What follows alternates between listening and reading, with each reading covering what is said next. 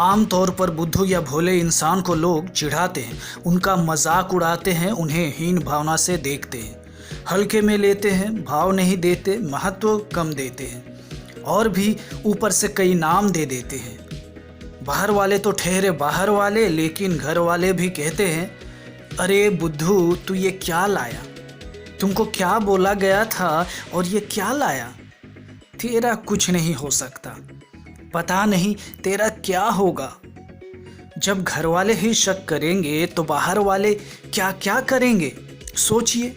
और होशियारों के बारे में क्या ही कहा जाए, होशियार तो होशियार होते हैं, चंट चालाक ये जहाँ जाते हैं छा जाते हैं। सभी इन्हें ही चाहते हैं, इन्हें ही पसंद करते हैं, क्योंकि इन्हें चालाकी से बात करनी आती है, होशियारी से कामों को निपटाना आता है, काम को निकलवाना आता है। चंट होने की वजह से व्यवहार में कुशल होते हैं, कॉमन सेंस, ड्रेसिंग सेंस अच्छा होता है इनका, इसलिए ये काफ़ी इम्प्रेसिव होते हैं। लोग इनसे या कोई भी जल्दी इम्प्रेस हो जाता है, सारी दुनिया इनकी दीवानी है। पर बुद्धू या भोला इंसान के साथ तो सिर्फ भोले जी ही हैं, यानी कि शिव जी। खैर, ये वीडियो होशियार लोगों के बारे में कम और बुद्धू और भोला लोगों के बारे में ज़्यादा है। तो अगर आपको भी दुनिया बुद्धू कहती है, भोलू या भोंदू कहकर बुलाते या चिढ़ाते हैं, तो वीडियो को पूरा देखिएगा। आज आपका मन मनोबल से भर जाएगा और हीन भावना के जगह आत्मसम्मान बढ़ जाएगा और आत्मविश्वास भी। तो चिपक के बने रहिए वीडियो के एंड तक। नमस्कार दोस्तों, मैं MSA Sam, entrepreneur, inspirational speaker, business और लाइफ कोच। स्वागत है आपका लाइफ बगान एंटरप्रेन्योर स्कूल में।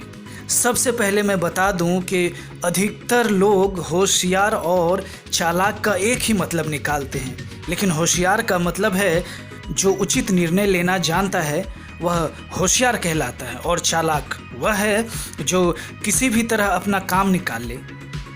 उसी तरह भोला और बुद्धू को भी कई बार कई लोग एक ही समझते हैं, पर भोला का अर्थ है सीधा साधा, जबकि बुद्धू का अर्थ है धीमी गति से काम करने वाला।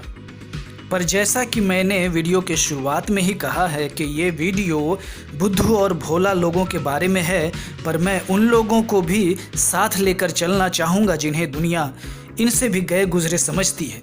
मंद बुद्धि कहती है, बैल बुद्धि कहती है, कम बुद्धि वाला इंसान मूर्ख बेवकूफ़ इंसान कहती है, पागल कहती है।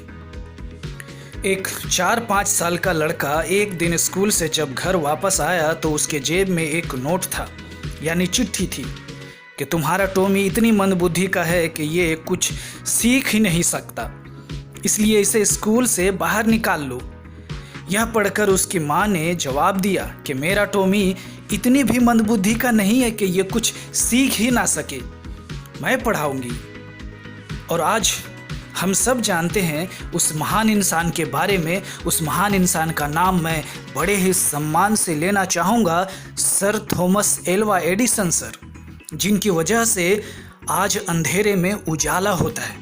ये स्कूल सिर्फ 3 महीने ही गए थे। संस्कृत व्याकरण के कौमुदी को कौन नहीं जानता, जिसका अध्ययन किए बिना संस्कृत का पूर्ण ज्ञान नहीं होता। लेकिन क्या आप जानते हैं कि जब वे छात्र जीवन में थे तो उनके मित्रगण उन्हें वरदराज कहकर, यानी बैलराज कहकर बुलाते थे, क्योंकि वे एक अक्षर भी सही ढंग से नहीं पढ़ पाते थे, जिससे कि वो सिर्फ एक मजाक का पात्र बने रहते थे।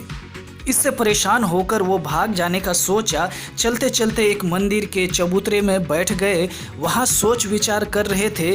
करते करते एक पतंगे को देखा उन्होंने, जो कि एक दीवार पर चढ़ने की कोशिश कर रहा था। बार बार गिरना चढ़ना ये देख रहे थे। करीब 20 बार गिरने के बाद वह चढ़ गया। वह उससे प्रेरणा और शिक्षा लेकर वापस अध्ययन में जुट गए, जिससे सफलता के द्वार खुलते गए और मिलते गए, जिससे वो अल्प समय में ही संस्कृत का उद्भट विद्वान बन गए।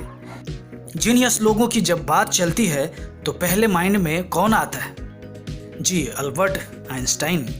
लेकिन आपको ये जानकर हैरानी होगी कि ये बचपन में अपने स्कूल डेज में ये कम बुद्धि वाला बालक नाम के टैग से जाने जाते थे।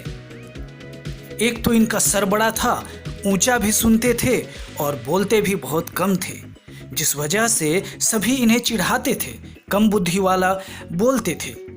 लेकिन आज सारी दुनिया जानती है उन्हें कि वो कितने बड़े महान वैज्ञानिक हुए।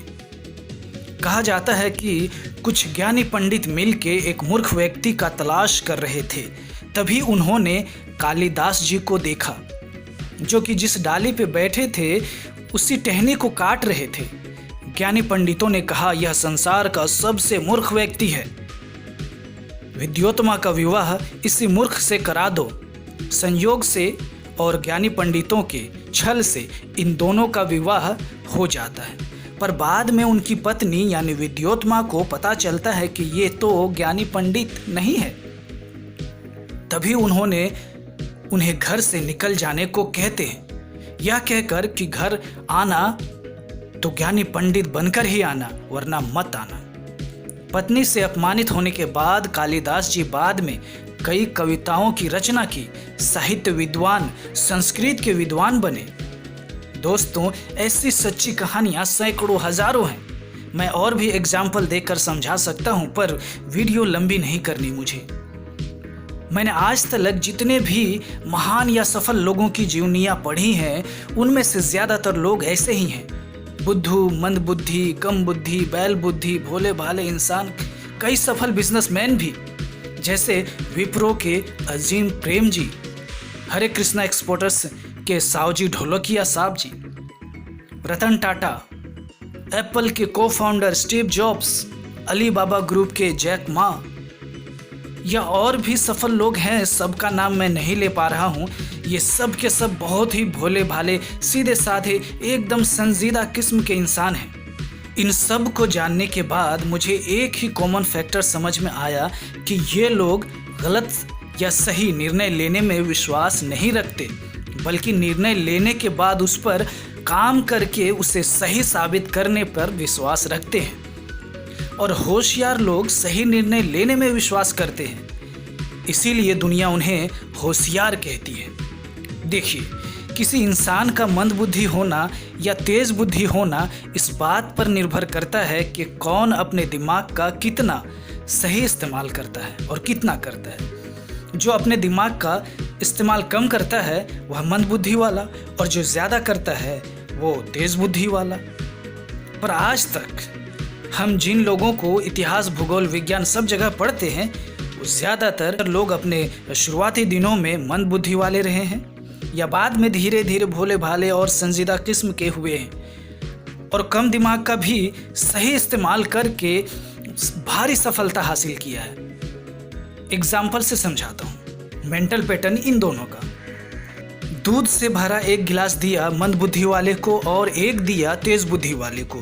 दोनों में एक चीज़ कॉमन होता है कि दोनों जिज्ञासु बहुत होते हैं, दोनों को सवाल पूछने का बड़ा मन करता है। और मीडियोकर के बारे में क्या ही कहा जाए। खैर, तो मंद बुद्धि वाला दूध पीते पीते कहता है, क्या दूध पीने से बुद्धि बढ़ती है? किसी ने कहा हाँ। फिर क्या दूध पीने से मेमोरी पावर स्ट्रॉन्ग होते हैं? हाँ। क्या दूध पीने से हाइट भी बढ़ती है? अब मंद बुद्धि वाला भला भोला भाला इंसान क्या ही सवाल पूछ सकता है, ऐसा ही ना? हाँ। लास्ट में कहता है कैसे? जवाब दिया, दूध में विटामिन। कहता है कौन सा विटामिन? जवाब पता नहीं। ये कहता है मैं पता लगाऊंगा कि इसमें कौन सी विटामिन की वजह से शरीर में इतना फायदा होता है, और लग जाता है अपने काम पे। इसी तरह टॉमी ने पूछा अपनी माँ से कि माँ, उजाला रोशनी क्या सिर्फ सूरज ही दे सकता है? माँ ने कहा हाँ। तो रात को कभी उजाला नहीं होगा माँ? माँ ने कहा नहीं। मंदबुद्धि टॉमी कहता है मैं रात को उजाला लाऊंगा माँ, और लग गया काम पे। 9,999 बार अटेम्प्ट में उजाला नहीं आया, 10,000 बार में आ गया। और उस मंदबुद्धि बुद्धू टॉमी को आज दुनिया महान थॉमस एल्वा एडिसन के नाम से जानती है।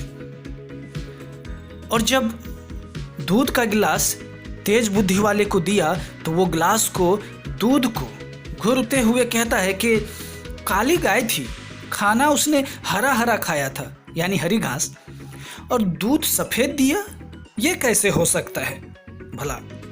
फिर how it's possible, it's not possible, कुछ तो गड़बड़ है, कुछ तो लोचा है। तो ऐसे इनके सवाल होते हैं। हम इसे सवाल पूछना नहीं, कीड़ा कांडी करना कहते हैं। तो देखा आपने कि कैसे एक बुद्धू या भोला भाला इंसान अपनी ज़िंदगी में बहुत आगे निकल जाता है और कैसे बड़ी प्रसिद्धि या बड़ा कीर्तिमान हासिल करता है। तुम मुझे बेवकूफ़ बना सकते हो क्योंकि तुम होशियार या तेज़ दिमाग वाले हो, लेकिन मैं बेवकूफ़ इंसान नहीं। अगर तुम एक बार मुझे बेवकूफ़ बनाते हो तो ये तुम पर लानत है कि एक भोले भाले इंसान को तुमने बेवकूफ़ बनाया। लेकिन अगर मैं दोबारा बेवकूफ़ बनता हूँ तो ये मुझ पर लानत है। बहरहाल, ये दुनिया बेवकूफ़ों ने, पागलों ने ही बदली है। इस दुनिया में, इस ब्रह्मांड में, इस पूरे पृथ्वी पर बड़े से बड़ा इतिहास पागलों ने ही रचा है माय डियर फ्रेंड्स, पागलों ने ही रचा है। और उसी इतिहास को होशियार लोग पढ़ते हैं। अब्दुल कलाम साहब बहुत ही भोले भाले इंसान थे।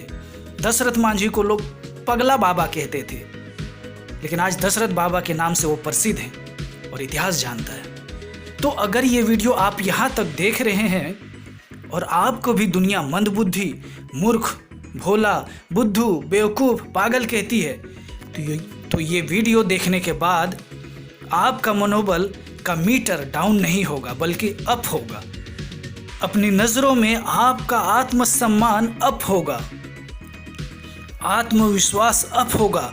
अगर आपको कोई चिढ़ाए भी तो आपका टेम्परेचर डाउन रखना है और अपने आप का लेवल अप रखना।